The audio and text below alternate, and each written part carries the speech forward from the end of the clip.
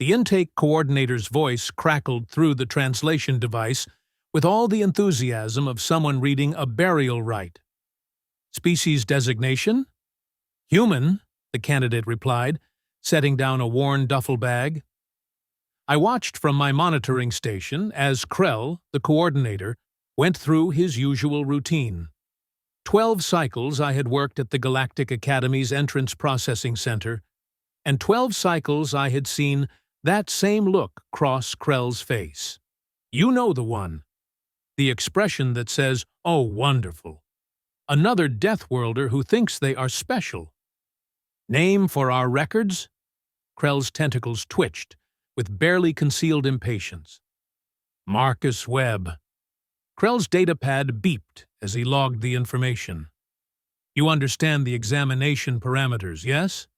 3 standard rotations, survival scenario, problem solving under pressure, combat assessment, standard equipment provided, no outside materials permitted.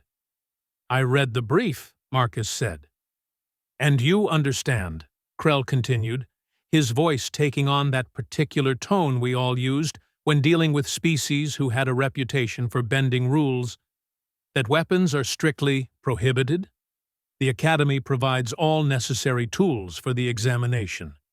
Any candidate found with contraband will be immediately disqualified and potentially face criminal charges. Marcus nodded. Got it. No weapons. I leaned forward in my chair. Something about his tone bothered me. Too casual. Too confident.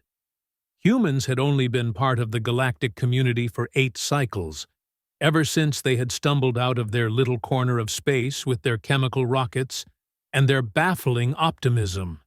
They were quickly earning a reputation for being, how shall I put this delicately, creatively non-compliant with established protocols.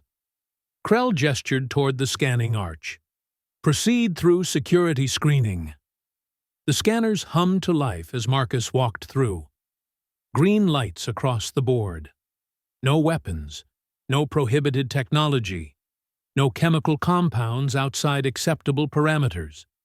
Clean as a Ventarian meditation crystal. Acceptable, Krell muttered. Proceed to equipment distribution. I switched my monitoring feed to camera 7, following Marcus as he moved through the sterile corridors toward the equipment bay. The human moved with an easy gait, not the nervous shuffle of most candidates or the aggressive swagger of the Korthian warrior class. Just steady, purposeful. The equipment bay attendant, a young Milaxian named Yenna, handed Marcus his examination kit. Standard issue. 1 atmospheric suit rated for 12 different environmental conditions. 1 emergency beacon. 1 multi-tool with 17 functions, none of which included anything resembling a blade. 1 water recycling unit.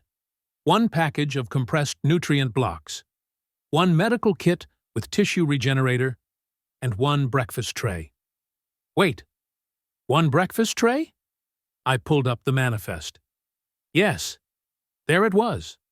Some bureaucrat had apparently decided that candidates needed proper nutrition before entering the examination zone, and so, in addition to the compressed nutrients, each participant received 1 standard meal served on 1 standard cafeteria tray.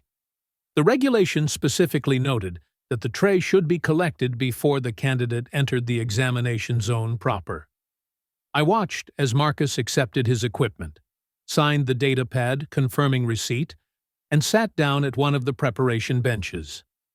Yenna had already moved on to the next candidate, a nervous planarian whose scales were flashing anxiety patterns in rapid succession. Marcus ate slowly, methodically. Some kind of protein paste, a vegetable mash, and what looked like a beverage the color of engine coolant. The whole time, his eyes never left the tray. Yenna, I spoke into my comm unit. The human. Marcus Webb. Did he return his breakfast tray? A pause. Checking, Supervisor. The tray was in his possession when he entered the staging area. That is not what I asked. Another pause. Longer this time. Supervisor, the human entered the examination zone 7 minutes ago. Equipment manifest shows all items accounted for. No weapons detected. My blood ran cold. Well, as cold as it could run, given that I am a thoraxian, and our blood operates at temperatures that would boil most species' internal fluids. But you understand the expression. I pulled up the live feed from Examination Zone 3, Sector 7. The zone was a nightmare landscape, carefully designed to test every possible skill a candidate might need in the field. Hostile flora that released paralytic spores, predatory fauna that hunted in coordinated packs, terrain that shifted without warning, weather patterns that could turn lethal in moments, and scattered throughout a series of objectives that candidates needed to complete to pass. The zone held 15 candidates this cycle. I scanned through the feeds quickly. 12 were moving in groups, having quickly formed alliances. Smart. 2 were attempting solo runs, both looking like they regretted that decision already. And 1, Marcus Webb, was standing absolutely still in a clearing, his breakfast tray held in both hands. "What are you doing?" I muttered. As if in answer to my question, Marcus lifted the tray and examined it from every angle. The standard cafeteria tray was approximately 40 centimeters long, 30 centimeters wide, constructed from pressed synthetic composite designed to be lightweight, heat-resistant, and completely disposable. Worth approximately 300 credits. Utterly useless for anything except holding food. Marcus set the tray on a flat rock. Then he removed his multi-tool and selected the smallest grinding attachment. "Oh no," I whispered. For the next 20 minutes, I watched as this human, this candidate who had been explicitly told that weapons were prohibited, proceeded to commit what could only be described as an act of profound mechanical audacity. He ground away at the EE corner of the tray, creating a fine powder that he brushed away carefully. He scored lines across the surface. He heated sections with his suit's thermal regulator. He bent and folded and compressed. Other candidates passed nearby, barely glancing at him. Why would they? He was just some death worlder sitting with his equipment. Nothing suspicious, nothing dangerous. I should have stopped him right then. That was my job. Examination monitor. Enforce the rules. Maintain order. Report violations. But I didn't. I had to know what he was building. By the time the first rotation ended, Marcus had fashioned something that looked disturbingly like a blade. Not a good blade, mind you. The edge was rough, the balance was terrible, and it would probably shatter if used against anything harder than soft tissue. But it was recognizably, undeniably, functionally a weapon. Made from a breakfast tray. A breakfast tray. "Supervisor," one of my junior monitors approached my station. "Zone 3, Sector 7. Should we flag the human for equipment modification?" I should have said yes. The regulations were clear. No modifications to provided equipment beyond reasonable field adaptation. This was not reasonable. This was insane. "No," I heard myself say. "Let it proceed." The junior monitor's ocular stalks swiveled in surprise. "Supervisor, the rules clearly state." "I am aware of what the rules state. The human has not brought a weapon into the examination zone. He has not acquired a weapon from an unauthorized source. He has modified his provided equipment in an unexpected manner. Unexpected is not the same as prohibited." It was a flimsy justification, and we both knew it. But the junior monitor retreated to his station without further comment. By the second rotation, things had gotten interesting. The examination zone's predators had begun their hunting patterns. Most candidates were dealing with them in predictable ways. The group of 12 had formed a defensive circle, using their combined equipment to create barriers and deterrents. The two solo runners had found shelter and were waiting out the worst of it. Marcus was hunting the hunters. I watched through multiple camera angles as he tracked a pack of razor wolves. Nasty creatures, 2 meters long, covered in scales that could deflect most energy weapons, with teeth that could shear through standard body armor. The examination zone kept 5 packs of them specifically, because they were nearly impossible to handle without advanced weaponry or significant teamwork. Marcus moved through the undergrowth like something born to it, silent, patient. He had observed their hunting pattern during the first rotation, and now positioned himself along their expected path. In his hand, that ridiculous blade, made from compressed synthetic cafeteria tray material, gleamed dully in the artificial sunlight. "He's going to get himself killed," Yenna said over the comm. She had joined me in the monitoring center during her break, curious about the human who had kept his breakfast tray. "Probably," I agreed. The lead razor wolf paused, sniffing the air. It knew something was wrong. Its packmates spread out, circling, searching for the threat they could sense but not see. Marcus waited until the lead wolf was 3 meters away. Then he moved. What happened next took approximately 4 seconds, and I had to review it at quarter speed to fully appreciate the absurdity. Marcus exploded from cover, his blade leading. The lead wolf lunged to meet him, jaws wide, confident in its armored hide.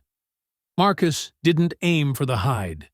He went for the throat, where the scales separated to allow for flexibility, driving that ridiculous tray blade deep into the soft tissue. The wolf's momentum carried it past him as he twisted aside, pulled the blade free in the same motion, and was already moving toward the second wolf before the first hit the ground. The second wolf managed to rake his atmospheric suit with its claws, tearing 3 long gouges in the material before Marcus's blade found its eye socket. The third wolf showed better sense than its packmates and fled. The rest of the pack scattered. "What?" Yenna said slowly. "In the name of the 7 spiral hells, did we just witness?" "A human being creative," I replied. Marcus took the time to repair his suit with patches from his emergency kit, then did something that made my respect for this species tick up several notches. He harvested teeth from the dead razor wolves and used his multi-tool to fashion them into additional weapons. Not just weapons, tools, cutting implements, saw edges. He had entered the zone with a breakfast tray. Now he had an arsenal. By the third rotation, word had spread among the candidates. The human in Sector 7 was not following standard survival protocols. Some came to investigate. A Corthian warrior named Grax approached first, his natural armor gleaming, his confidence absolute. "You," Grax called out. "Human. I claim your equipment, by right of strength." Marcus looked up from where he had been fashioning a shelter. "No. You do not understand," Grax said, taking a step closer. "I do not ask. I take. This is the Corthian way." "Okay," Marcus said agreeably. Then he picked up his tray blade. Grax laughed. It was a deep, rumbling sound that could be felt through the ground. "What will you do with that? Serve me breakfast?" "Something like that," Marcus said. The fight lasted approximately 6 seconds. Grax charged with all the subtlety of a meteor strike. Marcus stepped aside and drove his blade into the joint where Grax's arm met his shoulder, the one spot where Corthian natural armor was weakest. Grax howled and swung his other fist. Marcus ducked, swept Grax's leg, and planted his blade against the Corthian's throat as they both went down. "Yield," Marcus said quietly. "I yield," Grax shouted. Marcus helped him up. "That blade," Grax said, rubbing his shoulder. That is not standard. Equipment. Made it from my breakfast tray, Marcus explained. Want me to show you how? For the next hour, I watched as Marcus taught a Korthian warrior how to weaponize cafeteria equipment. Then, a Planarian scout joined them. Then, 2 of the Malaxian twins, who had been part of the larger group. By the time the second rotation ended, Marcus had 7 candidates following him, all armed with improvised weapons fashioned from whatever they could scavenge or modify. This is unprecedented, the head administrator said when she appeared at my monitoring station. Administrator Vex was a Thoraxian like myself, but she had been with the Academy for 60 cycles and radiated authority like a collapsed star radiates gravitational pull. Yes, Administrator. The human has violated at least 14 separate regulations regarding equipment usage, environmental protocol, and candidate interaction standards. Yes, Administrator. And yet, his examination scores are the highest we have recorded in 17 cycles. I pulled up Marcus's performance metrics.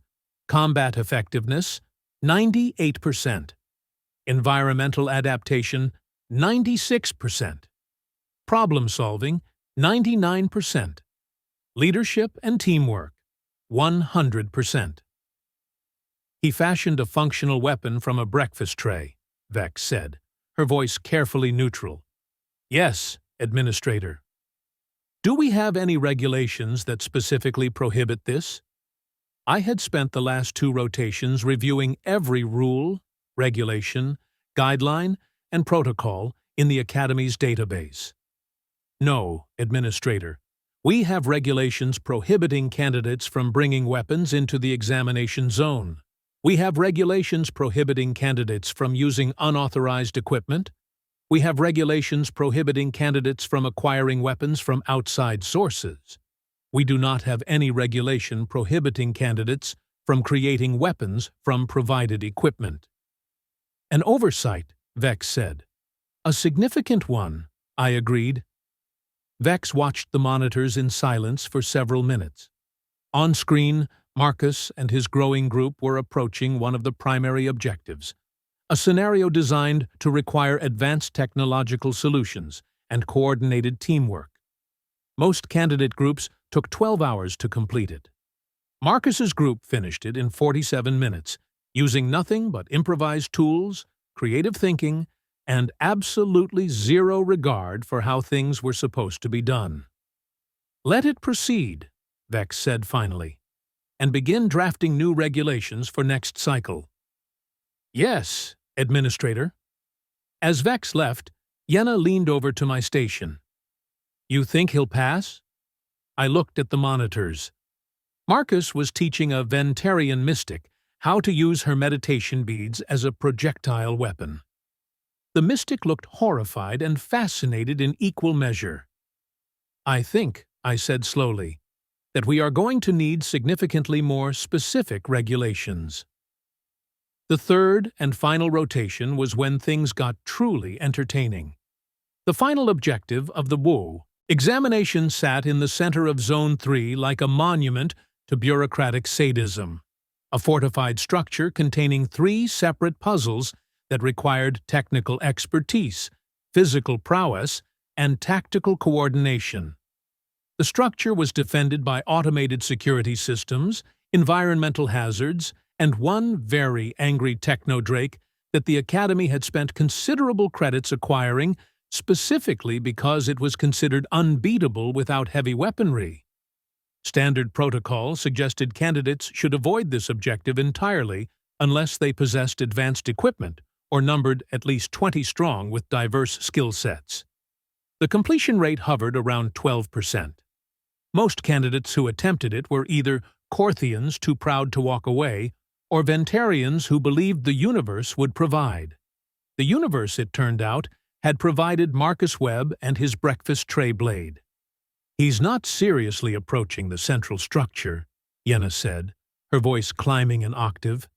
Tell me that human is not seriously approaching the central structure. I adjusted the camera angle. Marcus and his group, now numbering 11 candidates from 7 different species, were definitely approaching the central structure. They moved with the coordination of a unit that had trained together for months, not hours.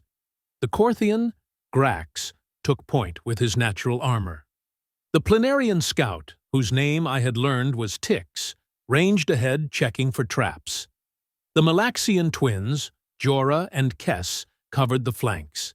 And Marcus walked in the center, his absurd tray blade strapped to his back alongside an increasingly impressive collection of improvised weapons. "Supervisor, should we issue a warning?" my junior monitor asked. "That objective is rated for advanced candidates only." "They are aware of the rating," I said, watching Marcus pause to examine the structure's outer defenses. "Let us see what they do." What they did was insane. Marcus gathered his group and began drawing in the dirt with a sharpened stick. From my overhead angle, I could see him sketching out the structure's layout, marking guard positions, noting patrol patterns. He had been observing, planning. The others contributed their own observations, creating a composite tactical picture that would have impressed a military strategist. Then Marcus divided them into 3 teams. Team 1, led by Grax, would create a distraction at the eastern entrance. Loud, obvious, designed to pull the automated defenses and attract the Technodrake's attention. Team 2, consisting of the Ventarian mystic, a Planarian engineer named Rix, and one of the solo runners who had joined them, a Thraxian named Voss, would disable the power grid supplying the structure's shields. And Team 3, Marcus and Tix, would infiltrate through the waste disposal system. "The waste disposal system," I repeated aloud. "He intends to crawl through the waste disposal system." "Very human," Yenna observed. "What does that mean?" "I have been reading about them. Cultural files, historical documents. They have a saying, 'If it is stupid, but it works, it is not stupid.' That saying is going to get someone killed someday," I muttered. The plan went into motion with surprising precision. Grax and his distraction team made enough noise to wake the dead, hammering on the eastern entrance with improvised weapons and bellowing challenges in 3 different languages. The automated defenses swiveled to track them, energy weapons charging up. The Technodrake, a magnificent creature of metal and rage, standing 4 meters tall with wings that could shred steel, emerged from its lair with a roar that registered on seismic sensors. Meanwhile, Team 2 moved like shadows toward the power junction. Voss, being Thraxian, could interface directly with electronic systems. Rix had fabricated a bypass tool from components scavenged throughout the zone. The Ventarian mystic, whose name was Liss, did something with her meditation beads that created an electromagnetic field blocking the security sensors. I made a note to review exactly what Liss had done, because that should not have been possible with unmodified meditation beads. And Marcus and Tix disappeared into a drainage pipe barely large enough to accommodate their bodies. "I cannot watch," Yenna said, covering her ocular sensors. "You are assigned to monitor duty.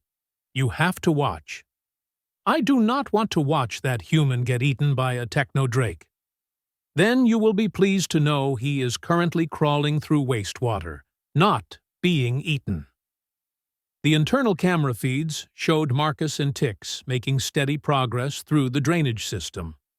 The pipes were designed to be too small for most species to navigate comfortably, filled with standing water of questionable composition, and periodically flushed with high-pressure cleaning bursts.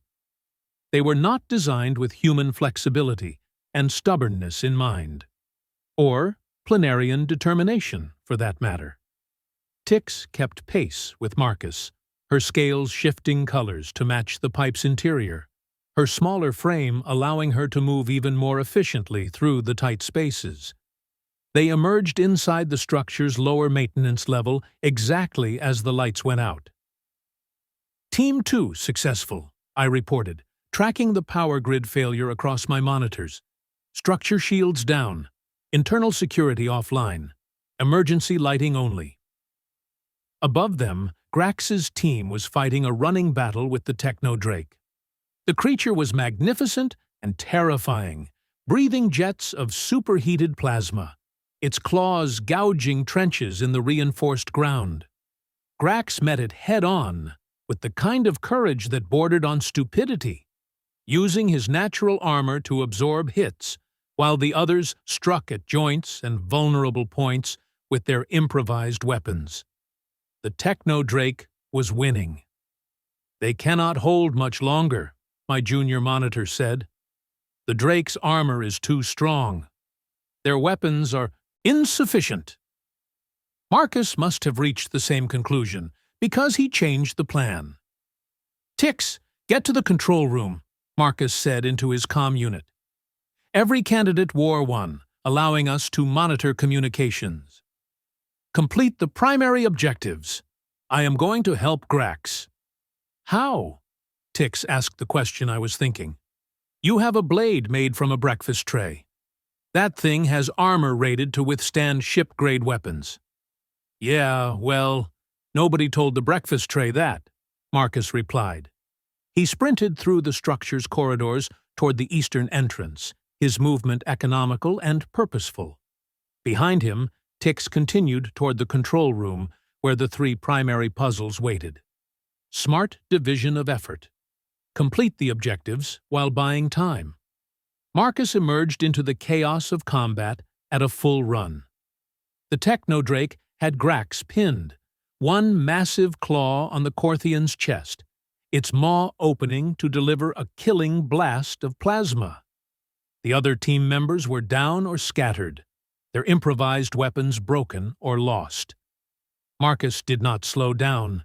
He sprinted directly at the Drake, his tray blade extended, and drove it with every ounce of momentum into the creature's eye. The blade, that ridiculous piece of compressed synthetic material that had started its existence holding protein paste and vegetable mash, punched through the Drake's optical sensor and penetrated approximately 6 centimeters into its neural cluster.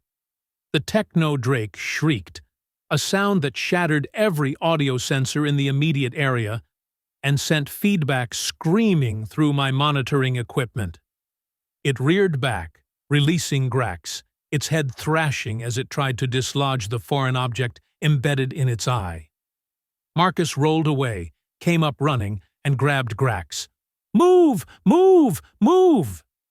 They retreated toward the structure as the Techno-Drake went berserk, smashing into walls, tearing up the ground, its targeting systems compromised, and its pain receptors screaming.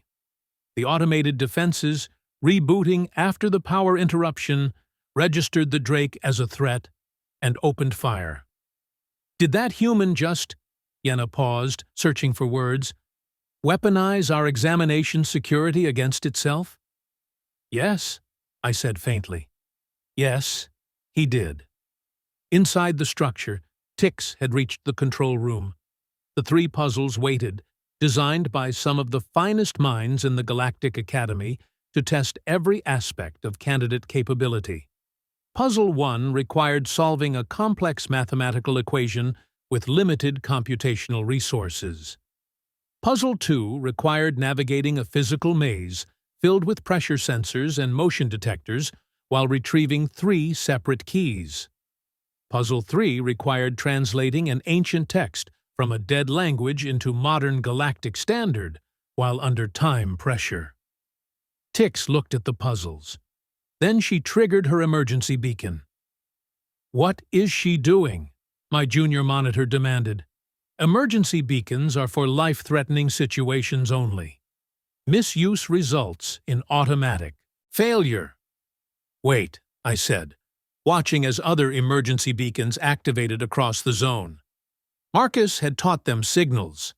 The emergency beacons, designed to bring immediate Academy response in case of actual danger, were being used as a communication network.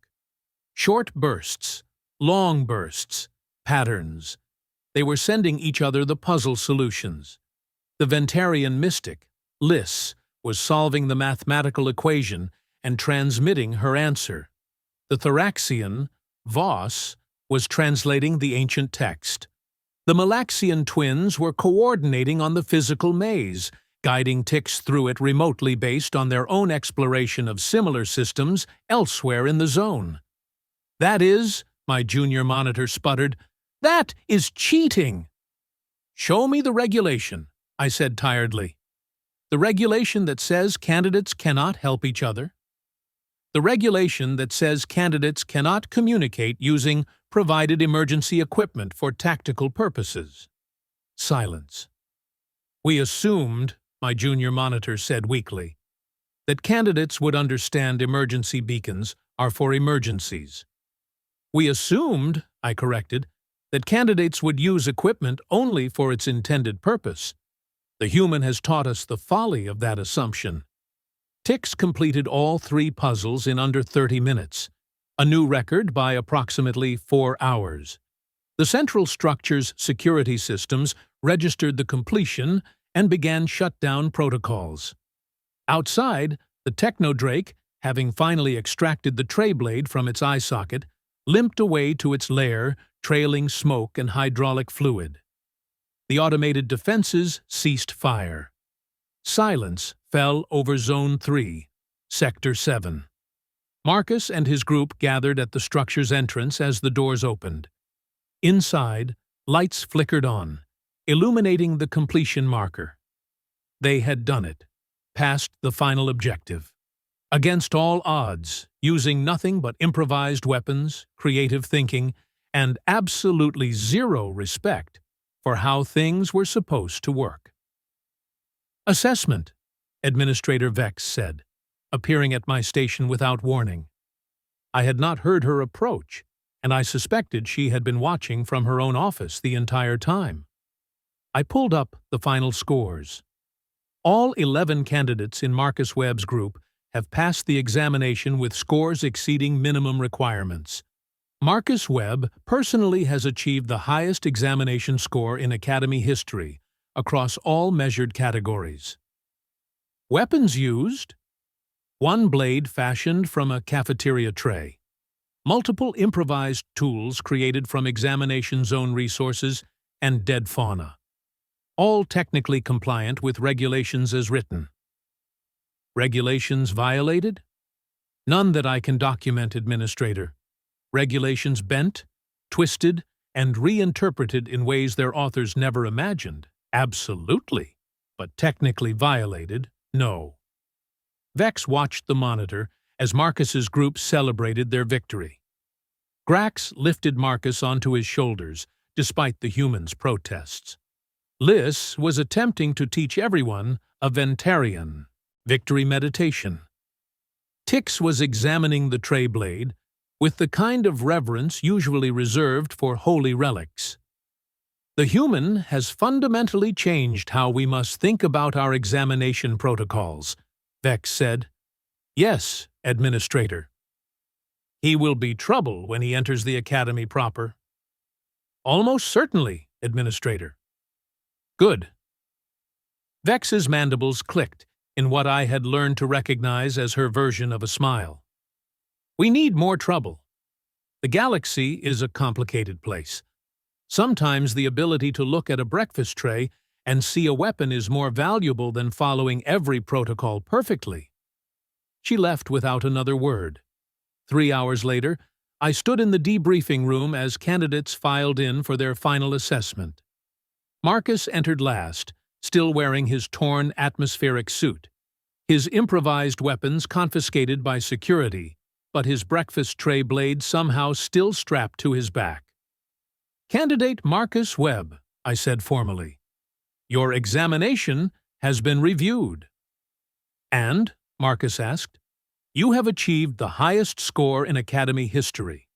You have also created more work for the Regulations Committee than any candidate in the past 40 cycles.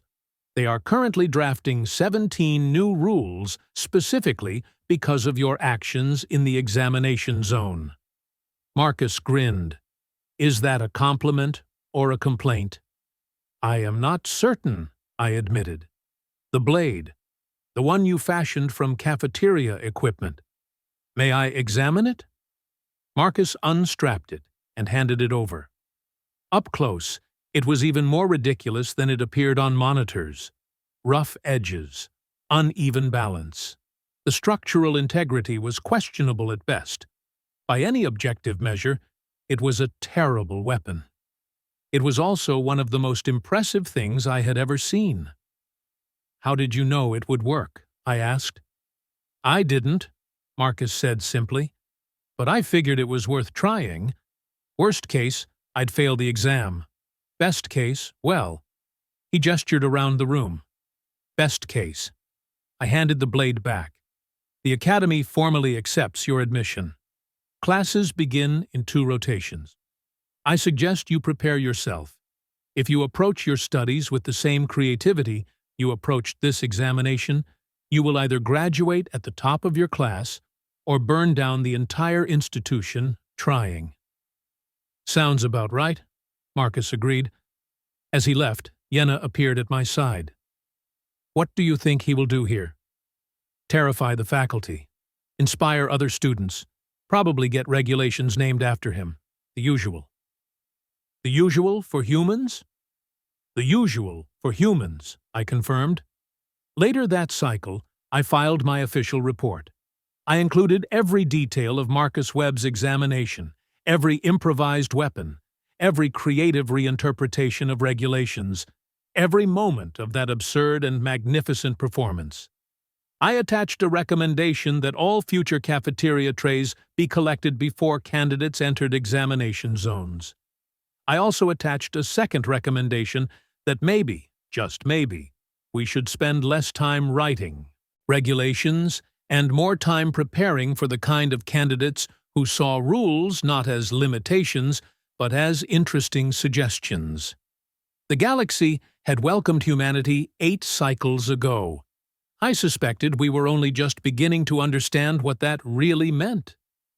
As I filed the final report and prepared to leave for the rotation, one thought kept circling through my mind like a moon trapped in orbit. Humans had joined the galactic community with their chemical rockets, and their stubborn optimism, and their complete disregard for how things had always been done. They had been banned from bringing weapons to our examination. So one of them had carved a functional blade from a breakfast tray. I wondered what they would do next. I suspected I did not want to know, but I absolutely could not wait to find out.